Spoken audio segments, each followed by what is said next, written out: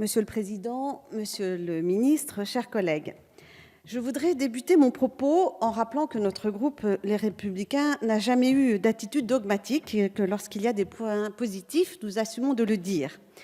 C'est pourquoi, après avoir été rapporteur de ce budget 2 années de suite, je ne peux que saluer la volonté du gouvernement de stabiliser les crédits de la mission culture, qui se traduisent même par une légère augmentation de 1%, que nous considérons comme un marqueur important. Mais entre les perspectives budgétaires et les priorités que vous affichez et la réalité, donc, les contrastes sont importants, Monsieur le Ministre, et vous n'êtes pas à quelques contradictions près. Permettez-moi de les exposer. Si les crédits patrimoine et création augmentent, vous amputez sérieusement ceux du programme Transmission et démocratisation avec une baisse de 5,6%. Si je prends l'exemple du programme patrimoine, vous affichez une ligne de 2 millions d'euros pour sécuriser les 87 cathédrales dont l'État est propriétaire. C'est un pas dans la bonne direction, mais reconnaissez qu'au regard des annonces qui avaient été faites et de l'immensité de la tâche révélée après le terrible incident de Notre-Dame, c'est très maigre. Il s'agit donc là plus d'un affichage politique que d'autre chose. C'est d'ailleurs tout le problème de ce budget qui est fait de paradoxes. Je vais d'ailleurs les illustrer à travers plusieurs exemples. Gilles Carrès, précédemment, l'a fait de manière très pointue au niveau financier. Le premier paradoxe se trouve dans le programme patrimoine. D'un côté, vous l'affirmez comme une priorité et en même temps, vous vous apprêtez à amputer la politique en faveur du mécénat d'entreprise, et ce, alors même que la mission commandée par le Premier ministre sur la philanthropie n'a pas encore rendu ses conclusions. Je rejoins ici les propos de ma collègue Valérie Bazin-Malgras en tant que rapporteure de la commission.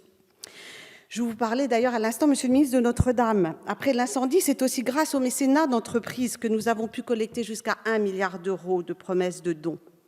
En durcissant la fiscalité du mécénat au travers de la baisse de l'exonération fiscale que vous prévoyez de passer de 60 à 40% pour les dons dépassant 2 millions d'euros, vous prenez le risque de voir se tarir les ressources propres de nos musées et de nos monuments historiques. Vous envoyez donc un message négatif aux entreprises, alors que les besoins de notre patrimoine culturel ne cessent de croître. Excusez-moi. Eh bien, c'est bien parce qu'il manque une page. Bon, je peux arrêter? Oui, pas trop longtemps, non. Alors, j'ai un sujet, c'est qu'il me manque une page. Non, c'est pas ça, c'est pas ça.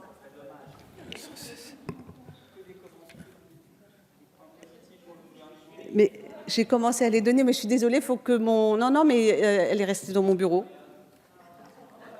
Alors, je vais laisser passer la parole à... Comment je fais? Non, je crois qu'il vaut mieux conclure. Vous reviendrez à l'occasion des amendements. Je reviens à l'occasion.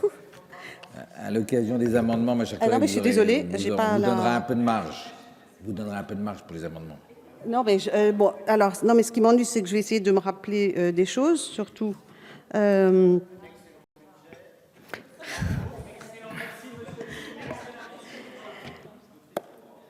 Non, mais parce que c'était assez précis, donc je suis absolument désolée, mais je n'ai pas la troisième page. On vous redonnera un petit peu de marge à l'occasion des amendements. Non, mais je voudrais quand même m'exprimer que ça a un sens. Oui, mais là, il y a des orateurs oui, non, je comprends. Donc j'aimerais que, s'ils m'entendent là-haut, qu'ils descendent ma troisième page.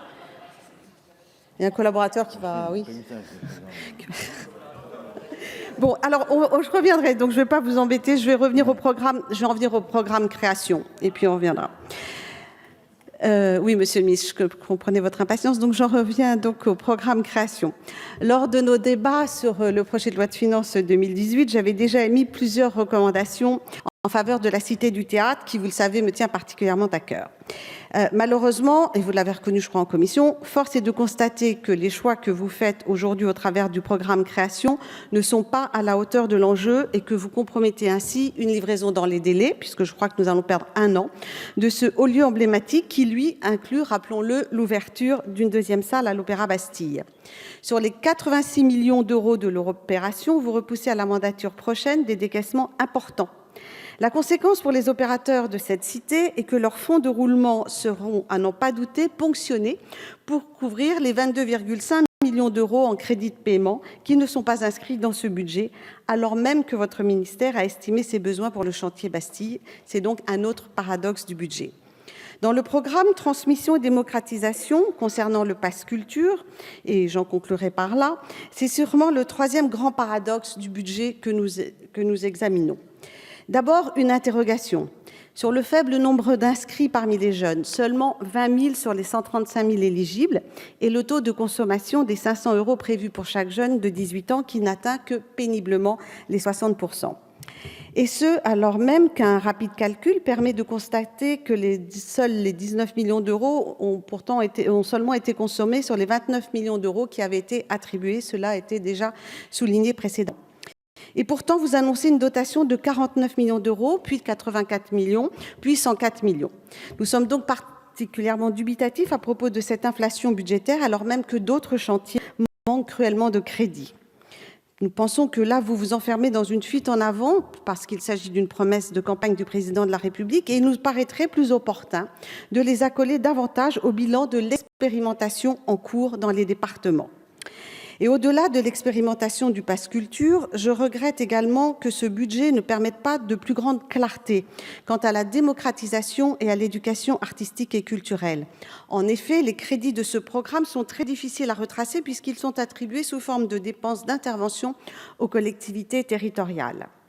Et j'en reviens au sujet qui me manquait précédemment, qui concernait le mécénat et la politique menée par le gouvernement avec la suppression prévue que nous demandons de l'article 50. Donc, en rabotant l'exonération fiscale pour le mécénat d'entreprise, vous faites courir le risque d'un appauvrissement des moyens des actions des musées nationaux. Et à terme, vous entravez l'enrichissement des collections publiques, mais également la restauration du patrimoine.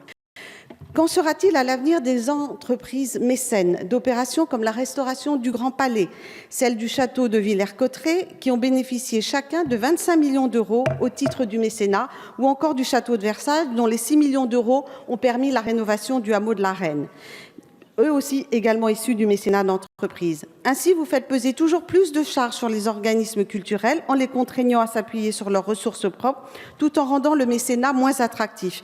Il y a là une forme de contradiction que je voudrais bien reconnaître, Monsieur le Ministre. Merci. Et vous l'aurez compris, nous condamnons donc fermement cette remise en question de la loi Aillagon, reconnue comme un puissant levier de financement, non seulement pour la culture, mais également pour financer les projets de recherche médicale, pour les Français les plus démunis, ou bien encore des projets patrimoniaux des petites communes. Je vous remercie.